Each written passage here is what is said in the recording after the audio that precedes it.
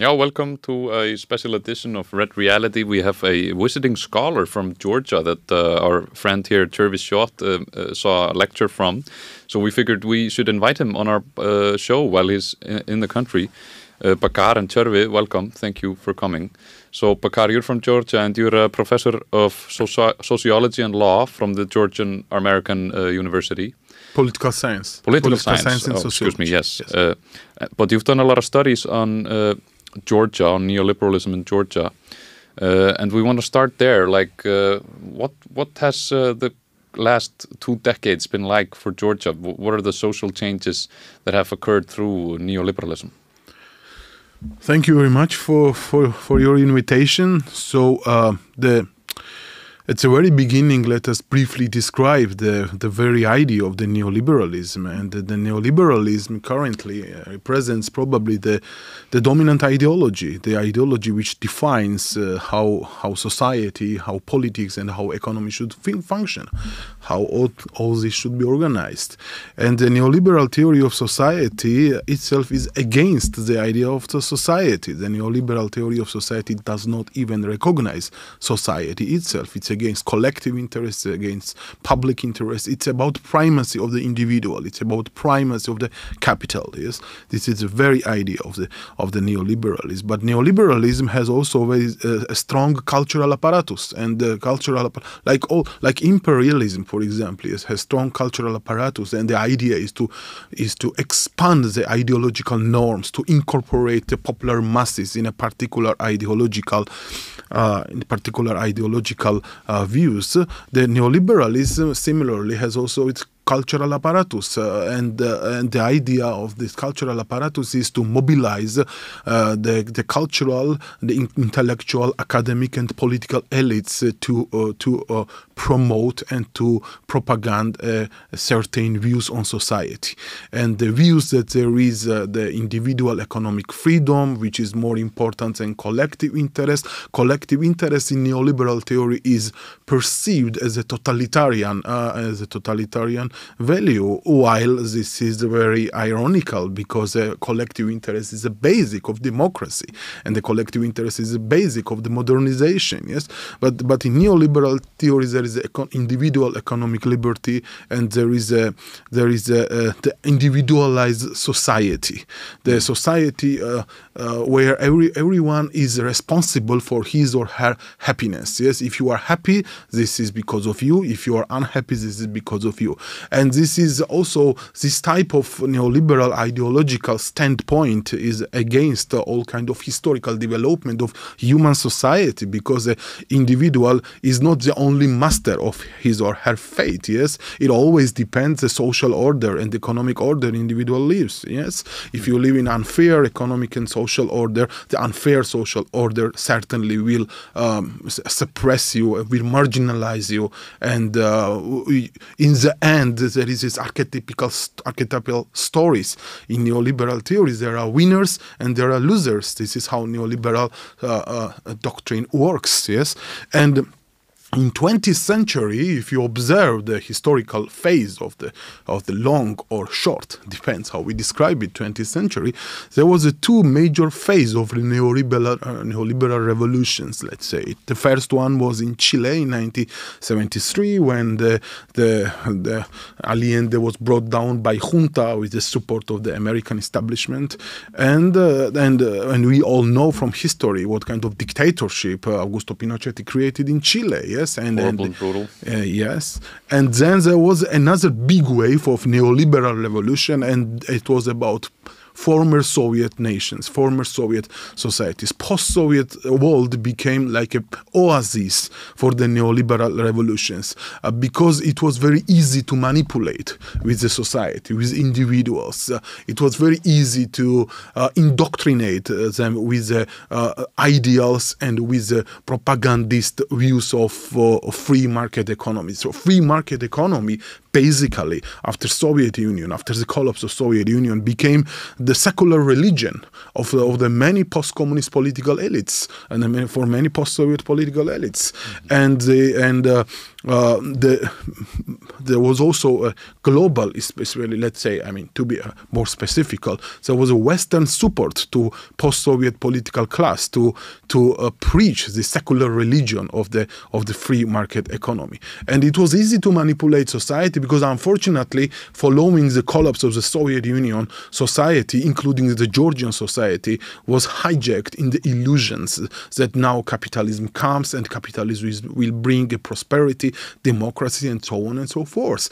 Certainly, capitalism is about wealth, but also capitalism is about social inequality, it's about injustice, it's about poverty, it's about extreme ends. You have society of rich and you have like community or society of rich and society of poor, and this was missed by society, by citizens, that the capitalism is not a gift for all. It is a gift for one who has enough skills to adapt to his free market, to earn profit. It is not about talent, but it is about being smart to have enough skills how to survive in capitalism, because it is now actually quite popular. I mean, not maybe very popular, but sort of popular that people speak, that the scholars tend to speak that in communism it was such a political system that the one was required to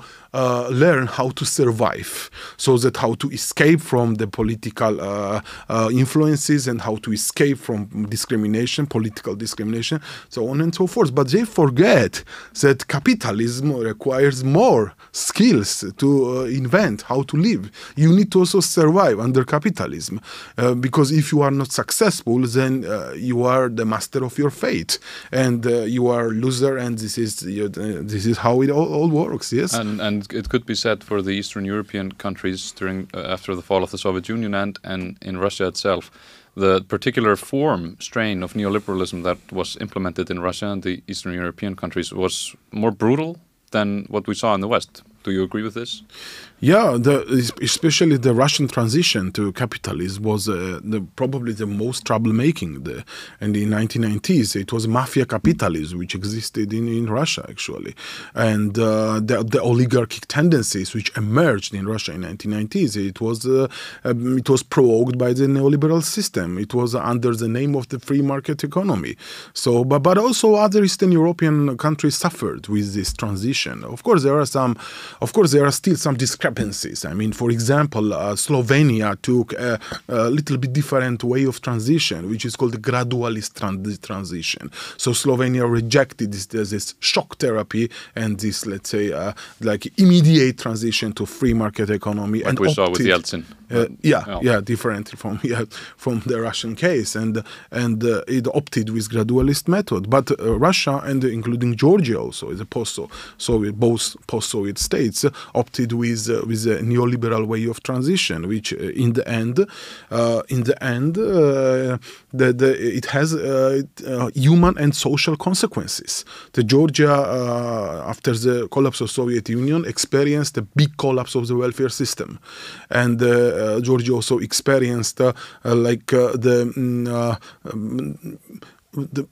decline of the collective interests, and also like all kind of public goods were disappearing because in neoliberal ideologies there is no any public good, anything is only about individual. It's all about deregulating, privatizing, and so on. Thinking about yourself. So that was a very different economic system, political economic reality for people than they had gotten used to under the Soviet Union. Exactly, that's a very good question, actually, because in Georgia, people used to live under industrial socialism.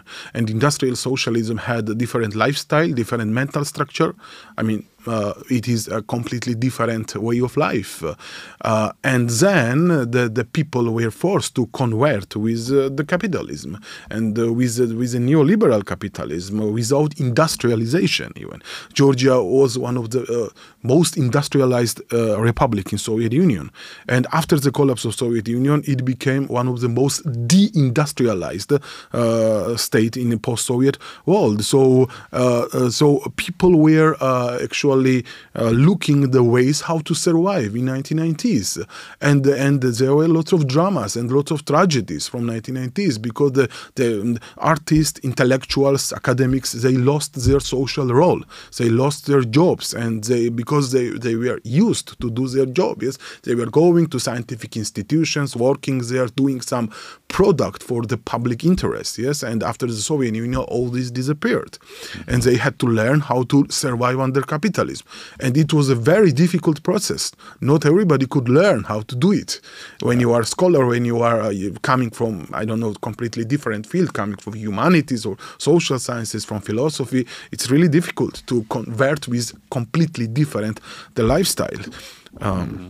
And Tjörvi, you told me just earlier that, and I didn't know this, but all the public health hospitals and so on in Georgia have been privatized now. So can you describe how has this been in practice for Georgia, this implementation of neoliberalism? So before the show you told us that for example all the hospitals have been privatized. So this seems to have gone very far, and maybe this is where we are going eventually. When talking about the process of neoliberal transformation, of course everything started in 1990s, but in Georgia the important moment was 2003. There was a famous event which is titled as a Rose Revolution. It was a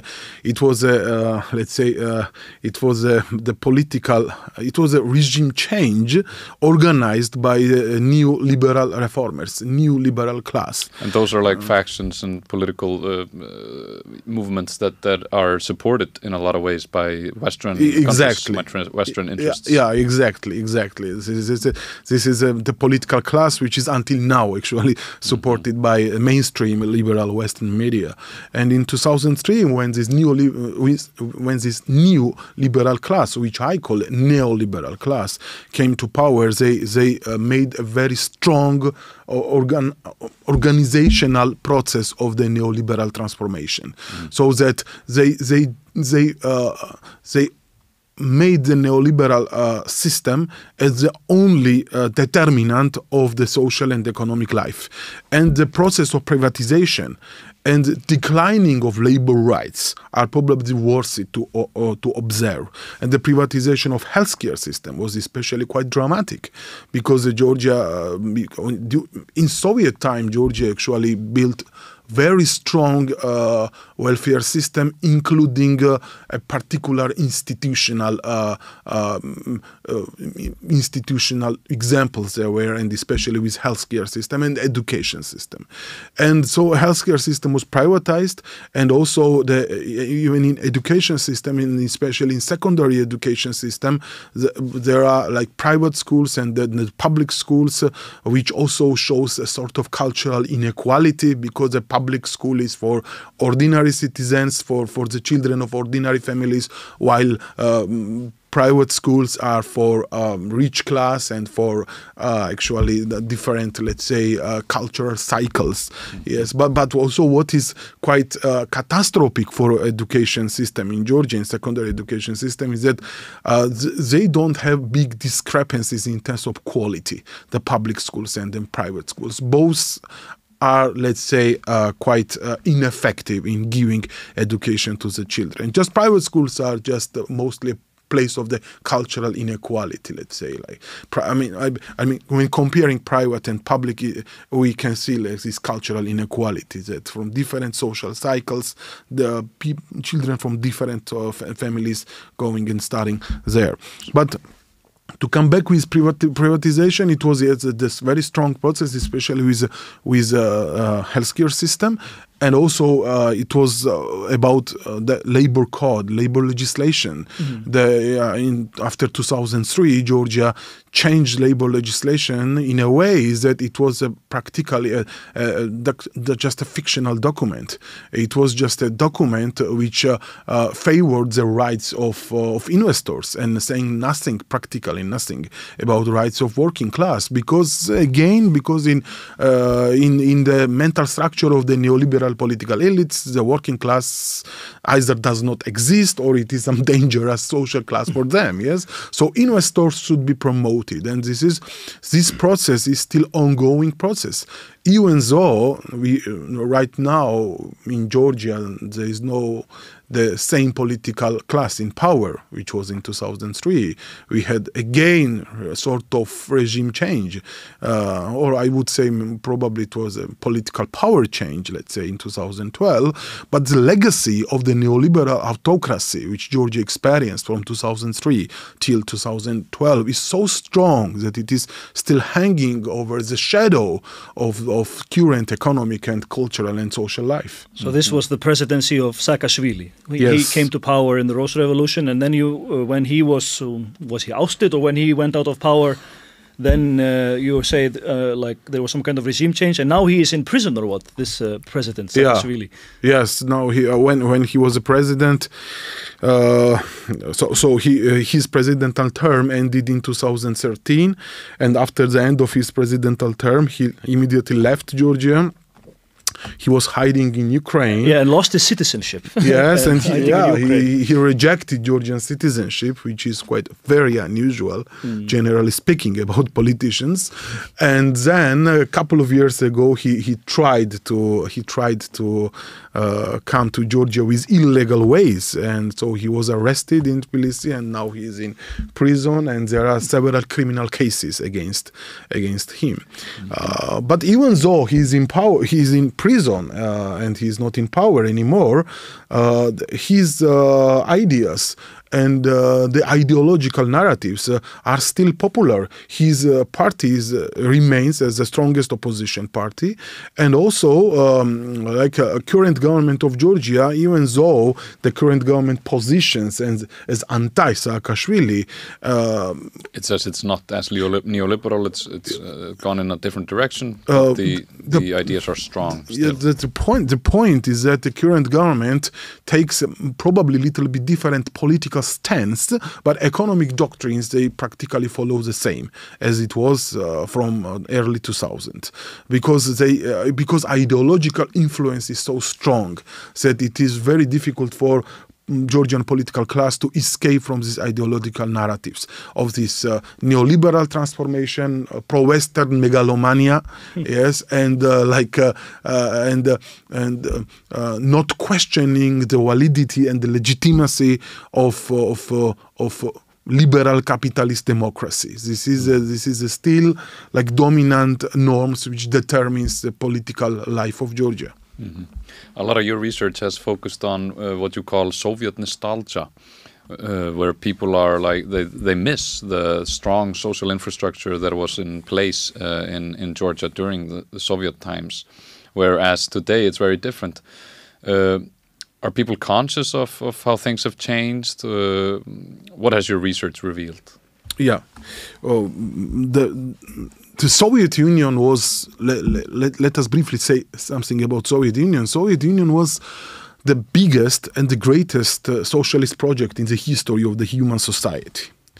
But also it was a project which provoked a greater transformation of society. It created a strongest welfare system, created a big wealth for the society, and created the particular norms of the life, of particular mental structure, which was a purely socialist.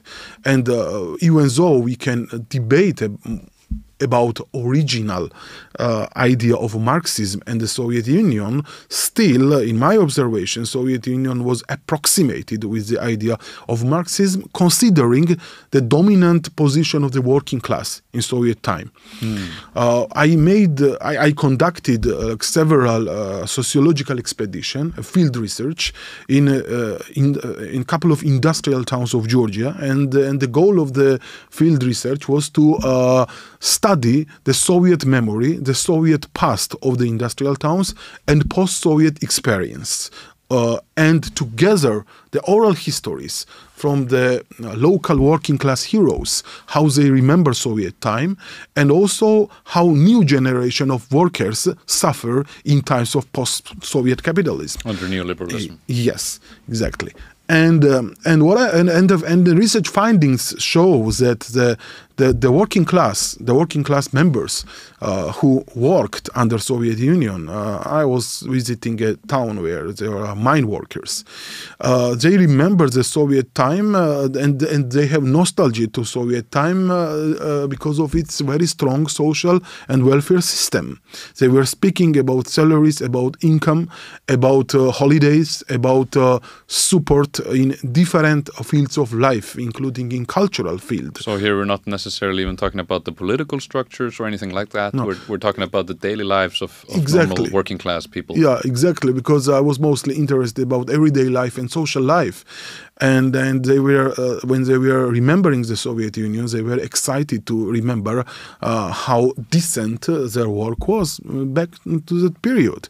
And what is also very interesting is that when one of the working class member, the retired working class member, who used also to be a local trade union activist in Soviet time in 1960s, he was telling to me that why he was happy under Soviet time.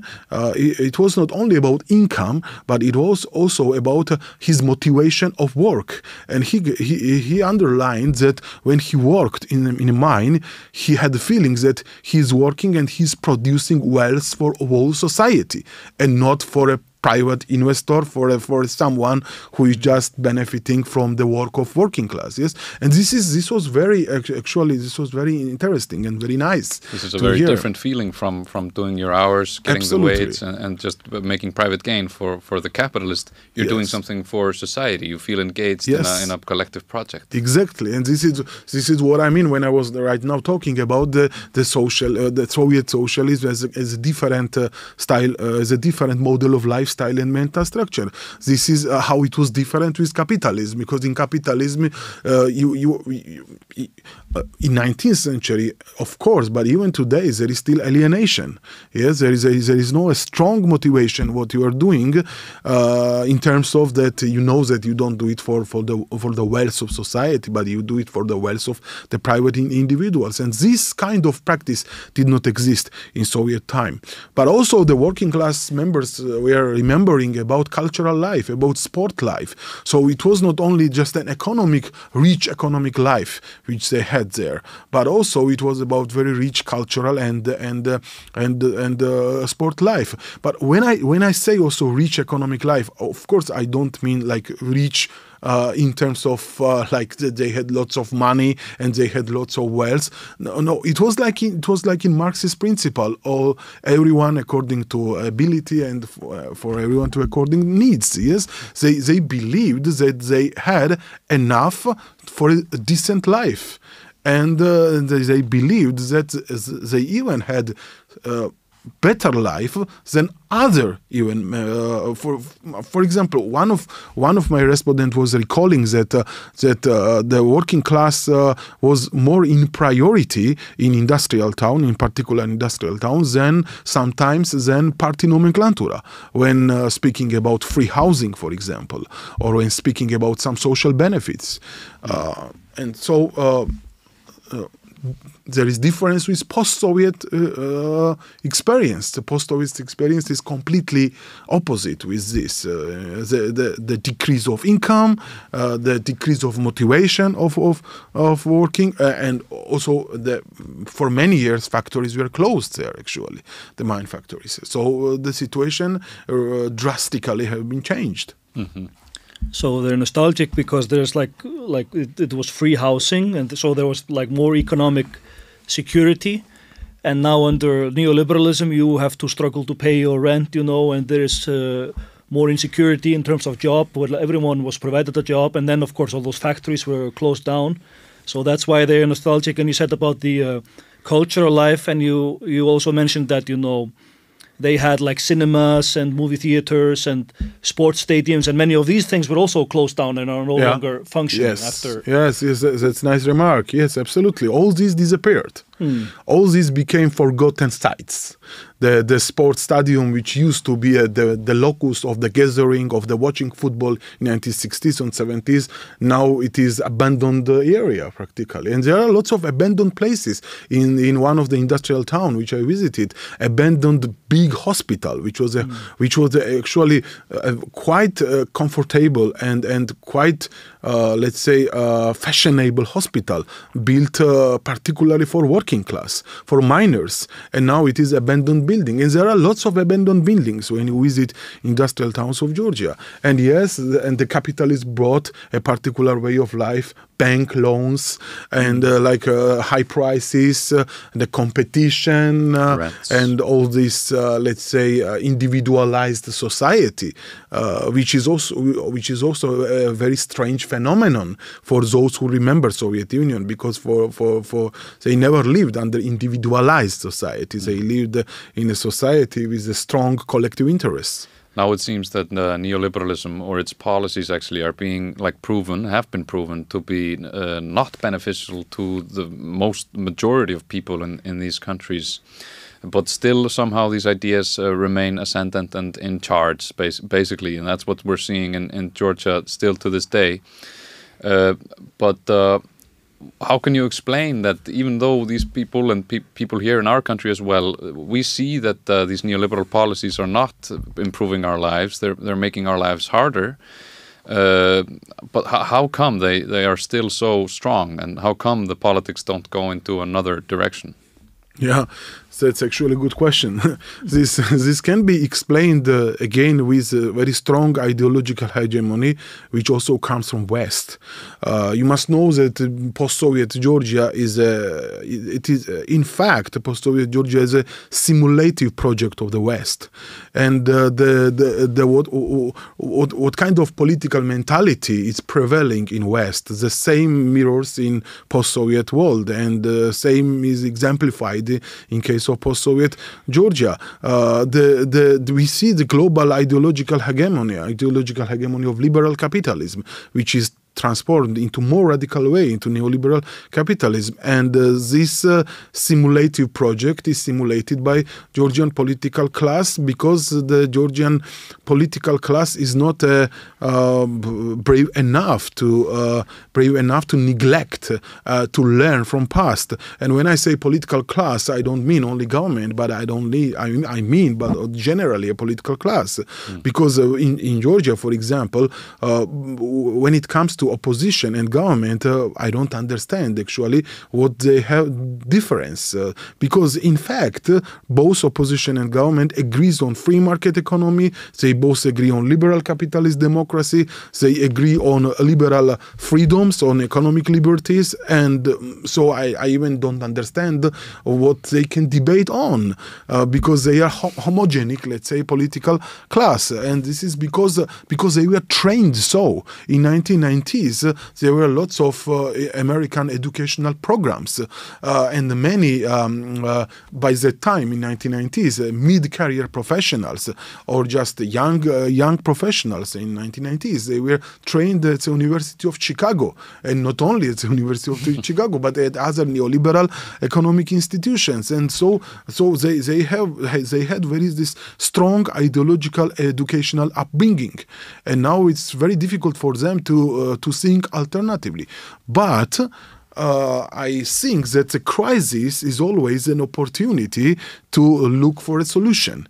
And the crisis of capitalism in post-Soviet world, for example, even in Russia, the crisis of capitalism in the end forced Russia to come back on certain traditions of welfare system. Now, currently, Russia is doing better than it was doing in 1990s, definitely. And do you ascribe that to certain policies taken concerning like nationalizing Gazprom and so on? Yeah, exactly. And promoting promoting the certain ideals of the welfare state, like also increasing the pensions and salaries, and let's put it simply, because the intervention of state became stronger after Yeltsin, and so there was a result. Yes, because under Yeltsin there was not a powerful state intervention, but there was oligarchs who controlled everything. Yes, and I believe that in case of Georgia, the crisis of the capitalism will also create a certain conditions for political class to rethink. For example, even when COVID started in Georgia, the political class faced lots of problems because of privatization of the healthcare system, and so they came to the conclusion that there are certain processes in which state must be powerful to intervene. So sometimes. Of course, the crisis also, the society suffers under crisis, but also crisis can be a way of solution for alternative thinking. I think in Iceland we've had our inflation has been pretty high, very high actually, when compared to other countries. And our government, which has the left Greens in power with the Independence Party. But I've been thinking about like price controls. That's something that's totally like impossible ideologically here in Iceland. But the government issued some project where they would show data on prices, so consumers could compare prices for basic foods and other stuff. But that's, almost nobody uses it. There's no regulations on the companies stopping them from raising prices, and a lot of our economists are showing us that the current inflation is profit driven in many ways. But you could put price controls on the food stores and tell them you are making profit of selling this food, but you cannot raise the prices this much, or so your profit is of each product is too much. These are price controls, but this is something that's just unthinkable for our political elites. Exactly. This is what I mean, that the current global hegemony of the liberal capitalism finds its place everywhere, even here in far northwest and in far south of Europe, in Georgia.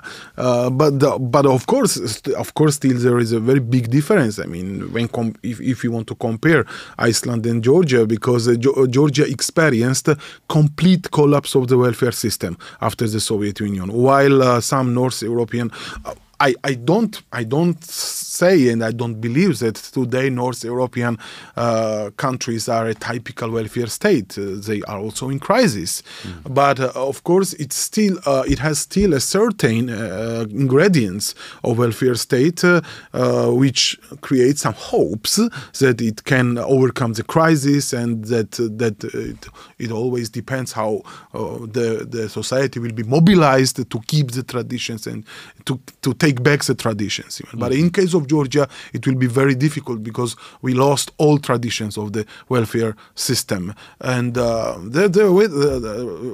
during last several years, there were some attempts from government actually to intervene in economic, but that was quite weak attempt, and because the influence of the business elites, the influence of the Western neoliberal institutions, the presence of the neoliberal West in post-Soviet Georgia is still very strong. So very often it's not just the ideology that's playing a part, but you also have special interest groups, pressure groups applying pressures on governments, lobbies, and so on. Yeah. But do you see it changing in academia? Is it changing there? Yeah, that's an interesting question. Yeah, the academia remains predominantly right-wing and neoliberal in Georgia. Because there is this myth, we hear all the time that, academia, professors is all radical, Marxist, leftist. Yeah. But actually the reality is that most of them, professors, academic staff, they are either neoliberal or even right wing. That's the reality. Exactly. And then some radical left wingers or Marxists like yourself, they are actually very rare. Yeah, and they can even lose their job. Exactly. Like McCarthyism. Yeah, it is observed everywhere.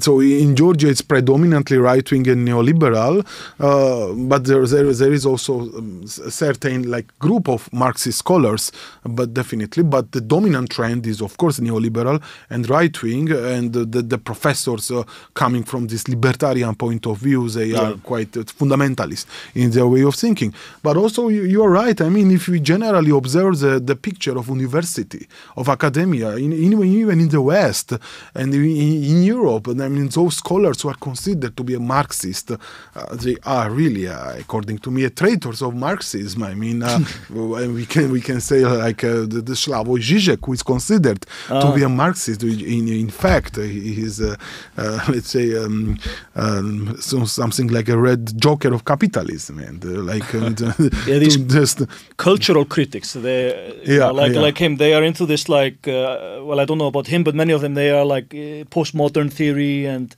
this cultural critique. So this is like, what does it to do with Marxism? You mean? You might say it has its place, but it's not going maybe into the meat and bones of economic politics. They do not address economic issues and working class, Exactly. Exactly. This is the point, that the original Marxist idea, which is about materialistic socialism, this materialistic socialism is neglected from their agenda. And what is also very important, that when you see in West the Marxist-oriented scholars, they can speak about everything, but when they speak about Soviet Union, they are so aggressive and they are attacking all those Soviet idea. And by attacking the Soviet idea, unconsciously or consciously, knowingly or unknowingly, they also attack the general idea of socialism, and they work in service of the neoliberal groups. And such. Even in West, I can really, remember a few scholars who are really Marxist-oriented. As we are now in north of Europe, I can name, for example, Göran Terborn, the Swedish sociologist, a Marxist Swedish sociologist, emeritus University of Cambridge University. I can remember only him now when I'm speaking about North European Marxism, which was quite popular here after Second World War, yes, but the Marxist traditions. But now it's all disappearing because, as you said, the Marxist scholars are oriented now with these cultural critiques, and they are forgetting this materialistic dialectics, which is very important. And you have had this very, very intense red baiting, McCarthyism. And Western scholars are, it's demanded of them that they wholesale what's it called? They have to renounce the Soviet Union totally, but maybe they are throwing the baby out with the bathwater and doing that. Exactly. This is actually how also in Georgia, in post-Soviet Georgia, we had very strong project until now. Actually, there is a strong ideological project of decommunization. Yeah. Which is a Eastern European idea, yes? And this decommunization started from 2003 especially. And this is a purely ideological process. And even the scholars who are involved in the decommunization and who believe that they don't have any ideological orientation, in fact, by doing decommunization activity, they are strengthening a particular ideology, which is the neoliberal anti-communist ideology, because you know that it is difficult to determine. It's really very difficult to determine individual in terms of ideological orientation of asking him or her, because maybe you know that the ideological orientation does not mean that you need to say that you are neoliberal or liberal. Maybe you don't say it at all, but your discourses, your mental structure, your language, all suits with liberal and neoliberal discourses and with anti-communism. So it means that even though you don't call yourself liberal, it means that you are in liberal ideological camp because you use all tools and linguistic apparatus when describing communism, for example. And this is maybe one of the good things. I'm not sure if Slavoj Žižek was the first one to talk about this, like ideological hegemony, because but he says, like, when you say you don't have an ideology, if you think you don't have an ideology and you think you're just neutral and looking at the facts, the likelihood is that you are actually operating from an ideology that you just do not perceive. Yeah. Yeah, but actually, as you mentioned, Zizek, his cultural views about communism is in fact quite comfortable for neoliberal capitalism. When he always he tries to reflect from different perspectives than Soviet Marxism, and for neoliberal capitalism, all kind of Marxisms are acceptable then apart from Soviet Marxism. And this is the point. I mean, of course, I don't say that all Marxist scholars must have this Soviet, let's say, ideology, let's say, theoretical orientation.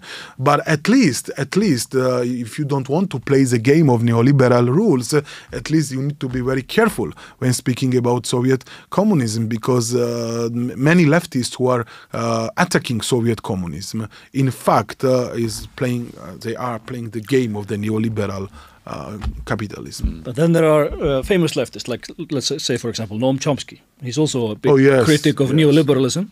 But then, of course, he's an anarchist, and of course, there is a split in the left. There are very different views about Soviet Union, and people like Noam Chomsky, they are very critical, and so this is an interesting discussion on the left, and they say it was not real socialism, it was just dictatorship, and some leftists, they describe it was state capitalism, It was not, Actually...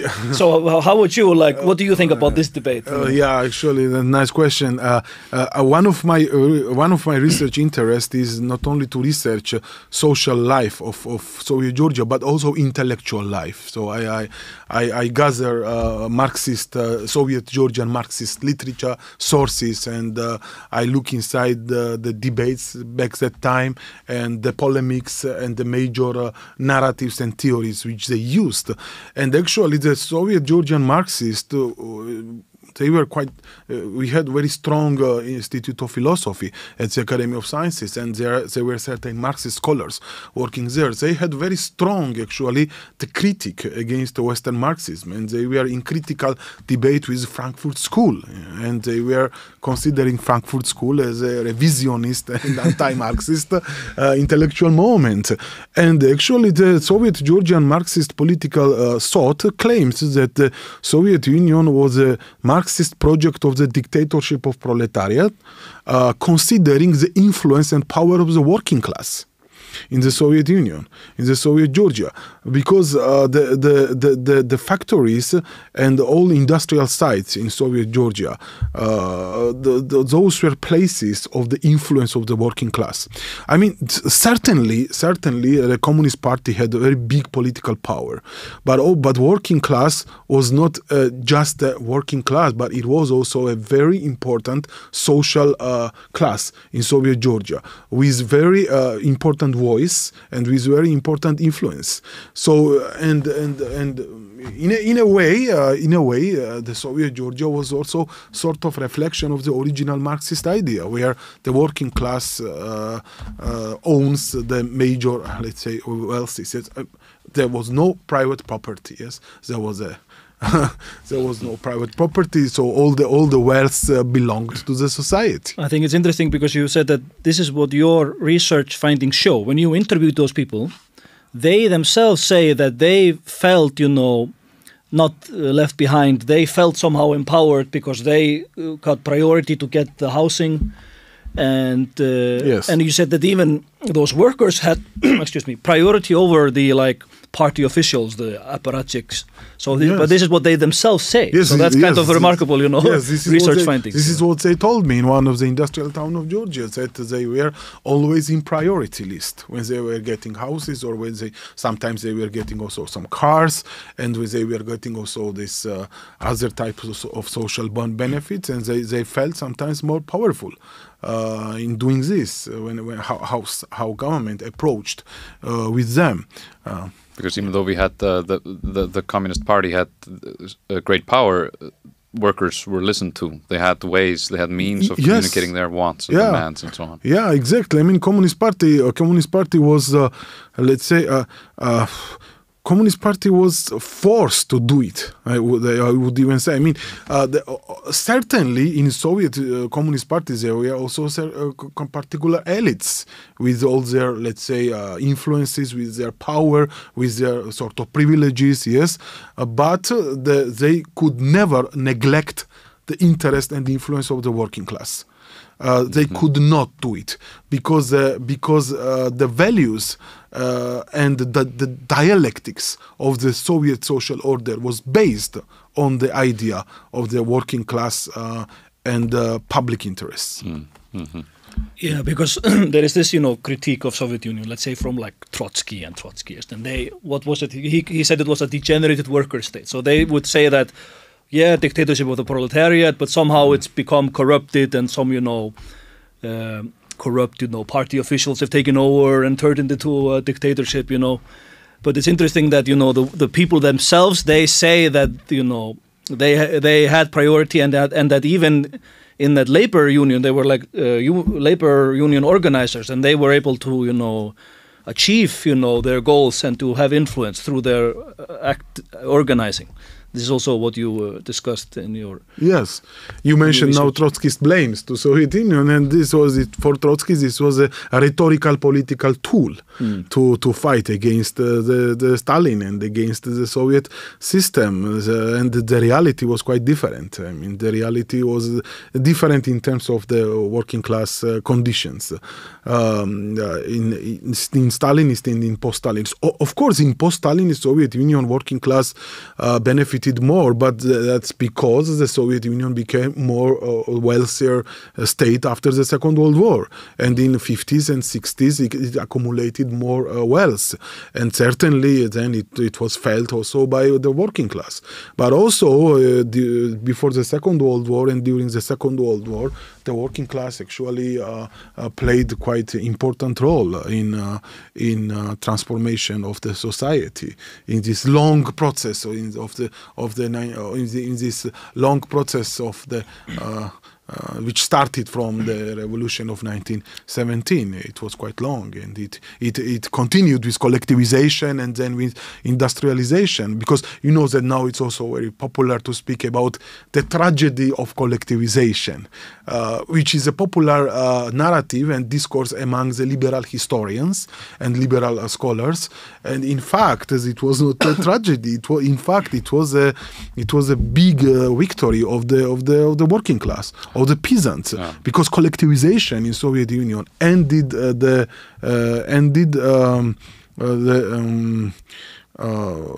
poverty and also hunger, which was quite popular before collectivization.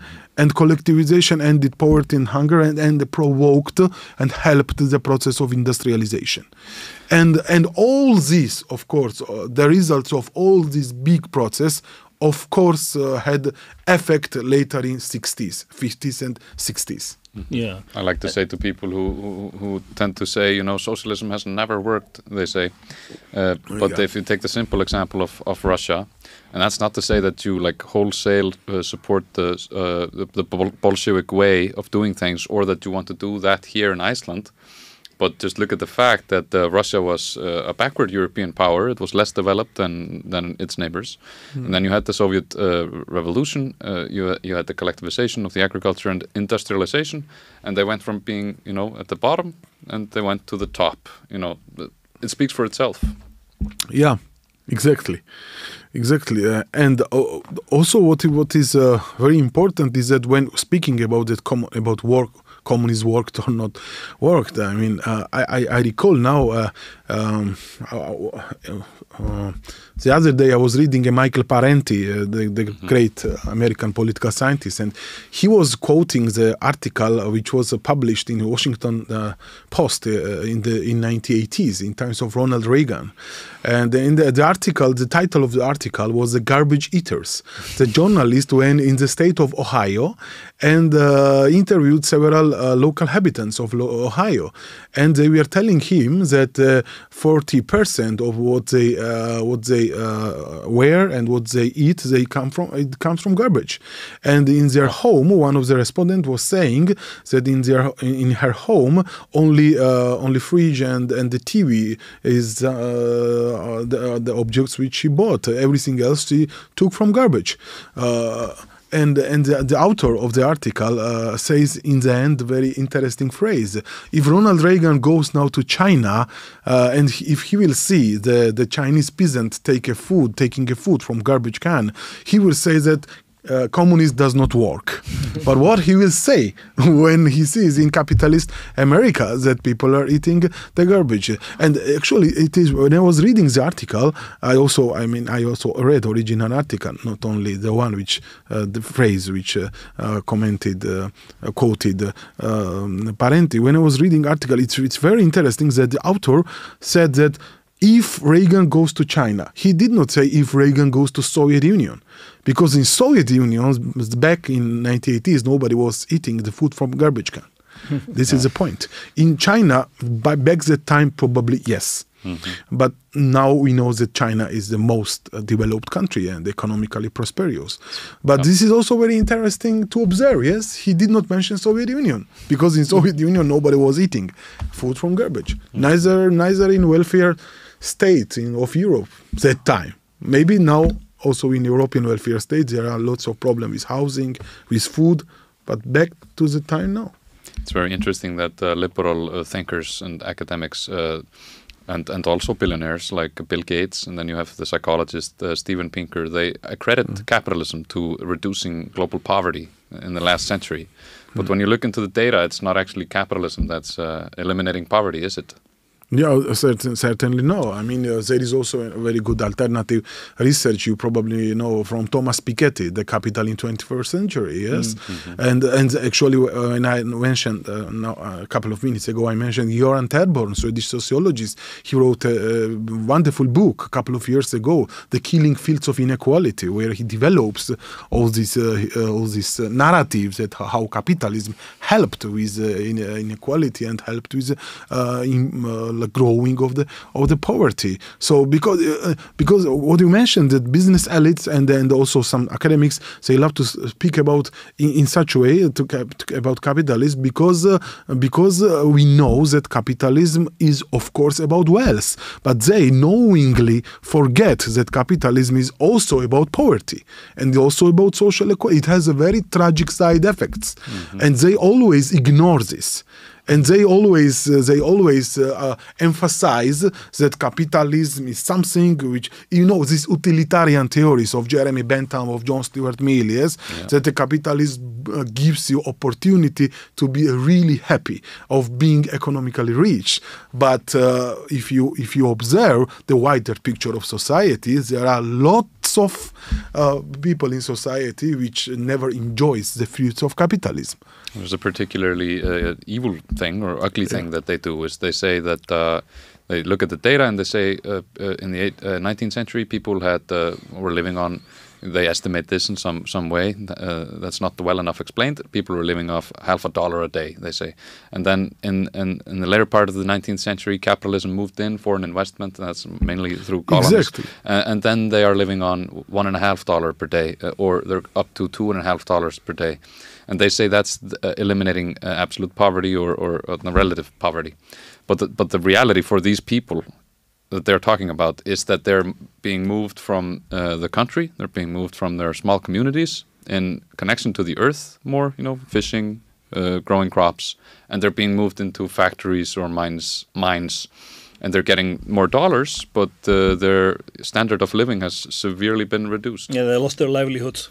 Proletarianization. Jason Hickel about Post-Soviet Georgia is probably one of the best empirical example that capitalism does not make life easier and good. It makes easier and good for a minor group of society. For those who enjoyed with privatization, with deregulation, who enjoyed with all this neoliberal transformation. And those groups are small political and economic elites who are merged and they seek common interests. So of course, again, capitalism works, but it works for the small part of society, those who has power and resources. But what I think is one of the most interesting things is that your research, and you can also cite other studies, is that this is kind of empirically proven. So you did qualitative studies, which show like why do people feel the Soviet nostalgia, and you were able to show qualitatively that it's because they had more economic security, and you can also cite quantitative studies which show this. Yes. And then there's also the alternative explanation that some people would say, oh, it's just Russian propaganda or something. Oh, yeah. But you know, you have like it's been demonstrated qualitatively that it's because of the economic material conditions. Exactly. Yes, there is this popular dominant, I would say, discourse, including in post-Soviet Georgia, that Soviet nostalgia or communist nostalgia is a result of Russian propaganda. This is a completely fake, let's say, discourse. It is unscientifically. Yeah, unscientific, because there is no studies to show it. Of course. But there's plenty of studies to show. It is just a rhetorical, ideological discourse used by anti-communists to attack Russia and defend the West. But scientific investigations prove that in Eastern Europe and also in former Soviet countries, because there is also quite big nostalgia in Eastern European countries, not only particularly in former Soviet countries. Scientific investigations, both qualitative and quantitative, different studies, shows that it's all about disenchantment and disillusionment in capitalism. They lost their social roles, they lost jobs, they lost hopes and dreams. I mean, in 1990s, everybody dreamed, hoped for the good future. And then the time went and they see that the dream is really, these dreams and hopes are disappearing. And the high level of labor migration also, which is another social suffering of the post-Soviet countries, because the migration is not only an economic process. It's also about when you are migrating, you migrate with your feelings, with your behaviors, with your lifestyles, with your emotions, with your sentiments, and then it's very difficult to adapt with new society. It's very difficult to, when you migrate from former socialist Georgia to capitalist West, it is not easy to play the local game. Exactly. No. There's one discussion I want to take about the dictatorship of the proletariat, that term and that understanding. First, it comes from Marx and Engels, and I think they are, when they are writing about it, in that time, dictatorship means something else. It's not how we think of it today, you know, like a Hitler or something as a dictator. And they specifically mention the Paris Commune, where people just self-organized to take over Paris. But then you had Lenin and Marxist Leninism, where they understood the dictatorship of the proletariat to be, in a sense, that a party, a communist party, would take over the state apparatus and govern for the people. The vanguard theory. The vanguard theory. Yeah. And this is one aspect of socialism.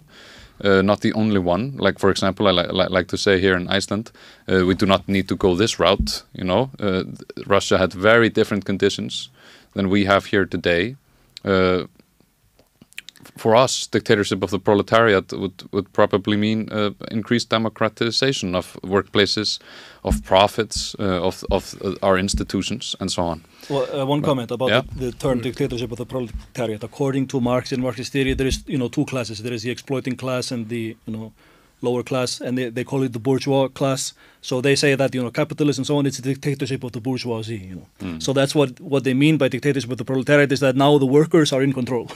That's what it means, according to this Marxist theory. And in the Soviet Union, if you look just beyond the political system and you look at the economic actions and what is being done, how the economy is operating, the economy was geared for and towards the working class interest. Yeah, this is a point that whatever power and influence Communist Party had, as you mentioned, Communist Party was created in order to serve for the interests of the proletariat. So whatever personal views they had, even maybe some of them really was strong Marxist, some of them was not, because in late Soviet Union the Marxism already disappeared in mental apparatus of the Soviet nomenclatura, but still they followed the agenda of the prioritizing the working class interest. And also, but also what is interesting, I need to underline this, the Soviet Union was also self-reflective and self-critical project in a way.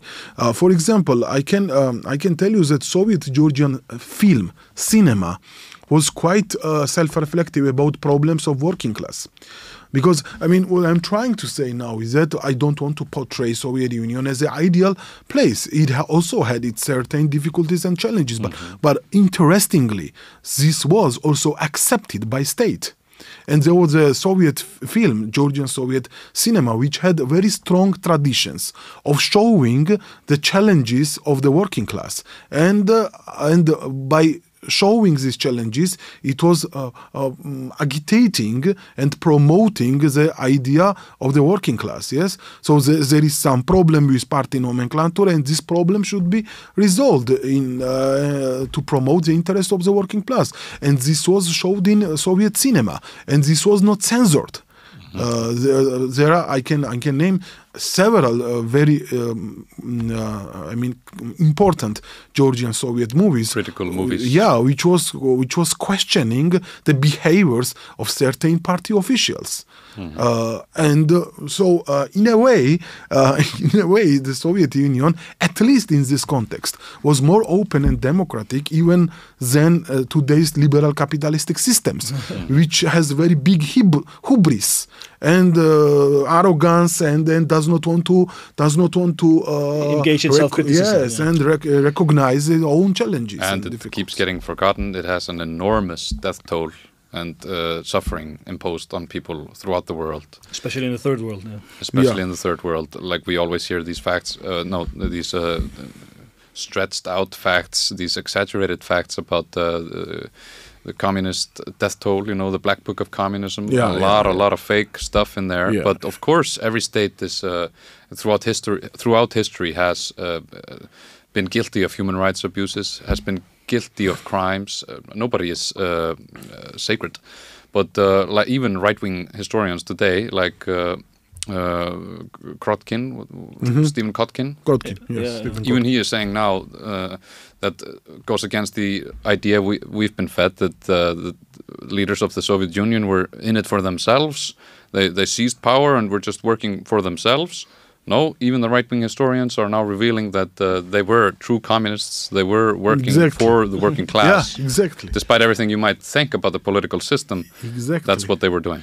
The Cold War right-wing historians, including the late Cold War period, who were writing about Soviet Union, they were getting the majority of their writings were based on the sources they got from Information Research Department of the British Foreign Ministry. And the Information Research Department was the first institution in the history which created first fake news. And so the historians, the British historians, they were sitting in the Information Research Department and they were using their sources. And until now, unfortunately, the books written by the right-wing historians, even in late Soviet time, in West, until now these books are still reliable sources for many in academia, even though that there are so many fakes and so many lies, including, for example, take Francis Fukuyama. I'm sorry to say, but his stupid argument that there is an end of history and the liberal democracy is a triumphal project, that it will be accepted by many because this is the glorious. It did not work. When Fukuyama published this book, just 2-3 years later, everywhere disaster happened. Economic, geopolitical, military disasters.